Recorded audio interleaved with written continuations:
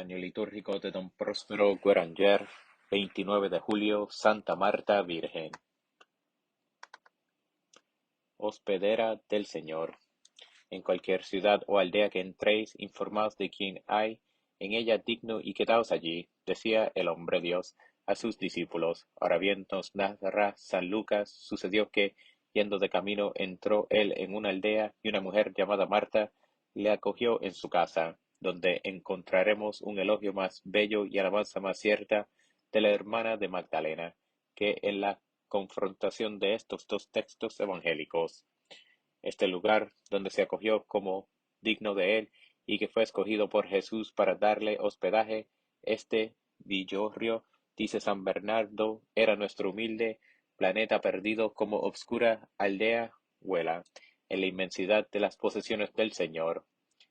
En el Hijo de Dios, abandonados los cielos, caminaba en busca de la oveja perdida, llevado del amor, oculto en el disfraz de nuestra carne pecadora. Vino a este mundo hechura de sus manos, mas el mundo no le conoció. Israel, pueblo suyo, no le puso ni siquiera una piedra donde recostar su cabeza, y le abandonó en su sed, viéndose obligado a mendigar el agua de los samaritanos. Nosotros, los rescatados a la gentilidad por él, a quienes buscaba amorosamente con sacrificios y renuncias. ¿No es cierto que debemos unir nuestro agradecimiento al suyo para aquella que, no haciendo caso de la impopularidad del presente y de las amenazas de persecución en el futuro, quiso saldar para con él una deuda común a todos nosotros? Privilegio de Marta. Gloria pues sea dada a la hija de Sión que, fiel a las tradiciones hospitalarias recibidas de sus antepasados los patriarcas, fue bendecida mucho más que ellos en el ejército de tan noble virtud. Con más o menos claridad supieron eso, no obstante, estos antecesores de nuestra fe, que el deseo de Israel y esperado de las naciones debía parecer como viajero y peregrino sobre la tierra. Por eso ellos mismos, peregrinos de una patria mejor y sin morada fija, honraban al futuro Salvador en todo desconocido que a su tienda se acercaba, lo mismo que nosotros debemos venerar a Cristo en el huésped que su bondad nos envía. Para ellos, lo mismo que para nosotros, esta relación que se les indicaba entre el que había de venir y el forastero que buscaba un asilo, hacía de la hospitalidad una de las más ilustres allegadas de la caridad. Más de una vez la visita de ángeles, presentándose bajo apariencias humanas en los buenos servicios de su celo, manifestó efectivamente la complacencia del cielo. Pero si es justo estimar en su debido valor estas celestiales finezas de las que en manera alguna era digna la tierra, no hay que olvidar que mucho más elevado fue el privilegio de Marta, verdadera dama y princesa de la santa hospitalidad, desde el momento en que colocó su bandera en la cumbre hacia donde convergen todos los siglos que precedieron a aquel momento y los que seguirán. Si fue meritorio honrar a Cristo antes de su venida, a aquellos que de lejos o de cerca eran figura suya. Si Jesús promete la eterna recompensa a cualquiera que le ampare y sirva en sus miembros místicos, sin duda más laudable fue y más merecido aquella que recibió en persona a aquel cuyo simple recuerdo o memoria comunica a la virtud, en todos los tiempos, mérito y grandeza. Así como superan Juan a todos los profetas por haber mostrado presente al Mesías a quienes ellos anunciaron desde lejos, así el privilegio de Marta, que recibe su excelencia de la propia y directa excelencia del Verbo de Dios a quien ella socorrió en la misma carne que había tomado para salvarnos. La coloca por encima de todos los que practicaron las obras de misericordia. Acción y contemplación.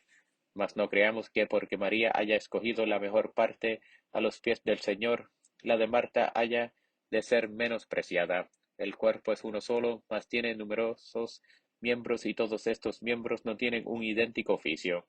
Así el empleo de cada miembro con Cristo es diverso según la gracia que haya recibido, ya sea para profetizar o solo para servir, y el apóstol, exponiendo esta diversidad del divino llamamiento, decía: por la gracia que me ha sido dada, os encargo a cada uno de vosotros no sentir por encima de lo que conviene sentir, sino sentir modestamente, cada uno según Dios le repartió la medida de la fe, o discreción, custodia de la doctrina, y madre de todas las virtudes.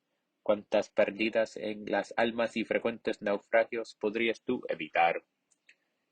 Quienquiera que se ha entregado plenamente a Dios, dice San Gregorio con su habitual criterio, siempre tan exacto, debe cuidar de no darse solo a las obras, sino que debe tender también a las cumbres de la contemplación. Conviene saber bien eso, no obstante, que existe una gran variedad de temperamentos espirituales.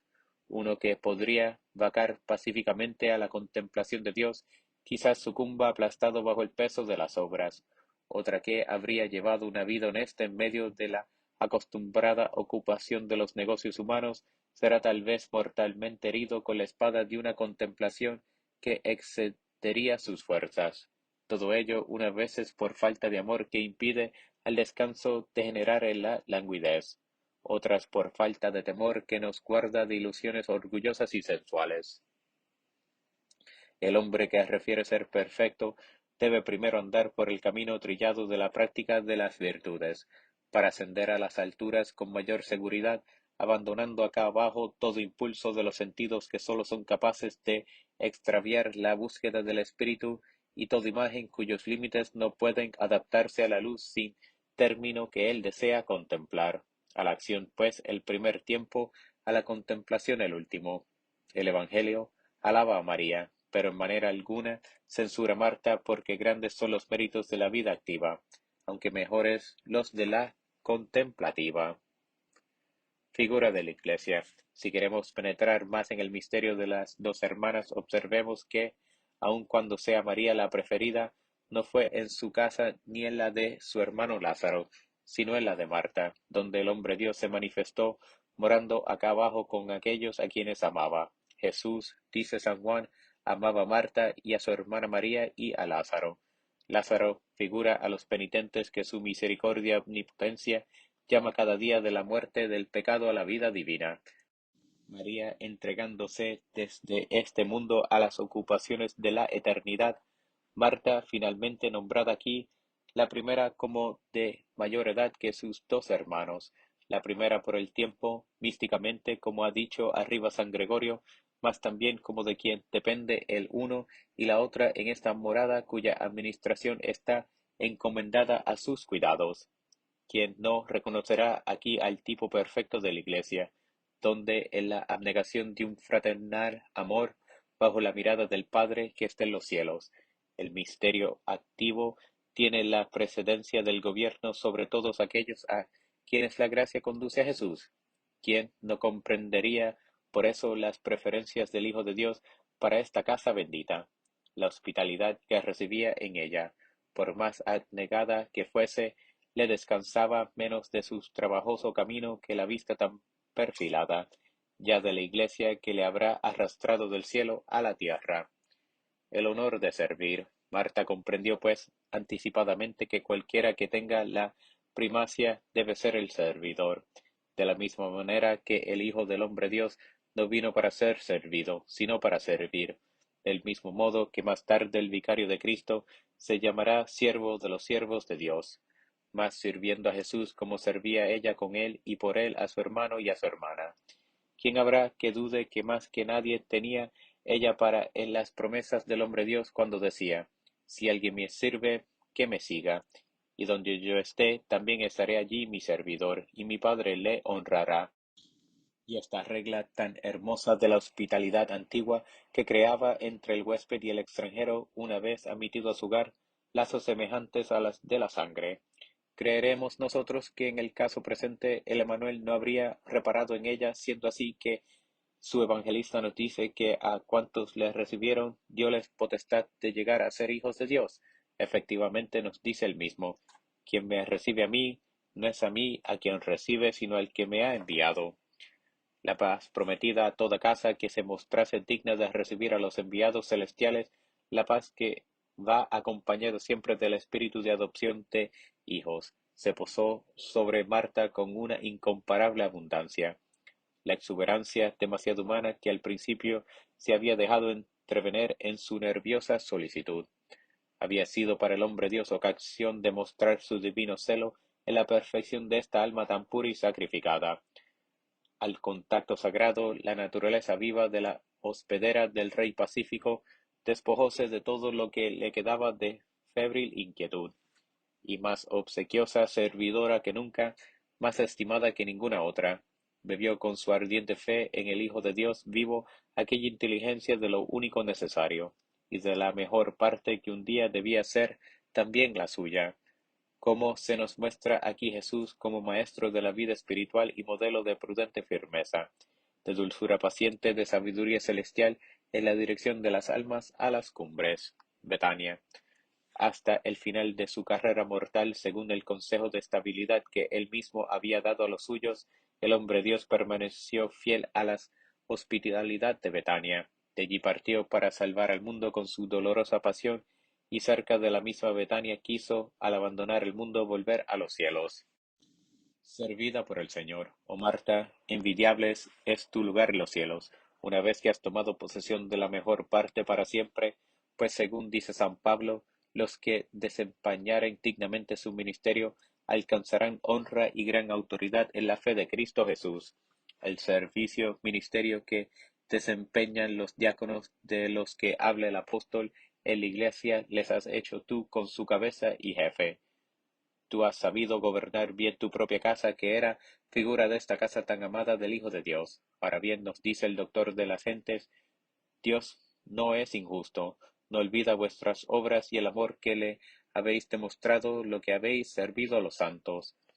Y el santo de los santos, convertido en tu huésped y deudor, no nos deja desde este momento entrever tus grandezas cuando hablando del siervo fiel constituido como procurador de su familia exclama, dichoso el siervo aquel a quien al venir su amo hallare que hace así. En verdad os digo que le pondrá el frente sobre toda su hacienda.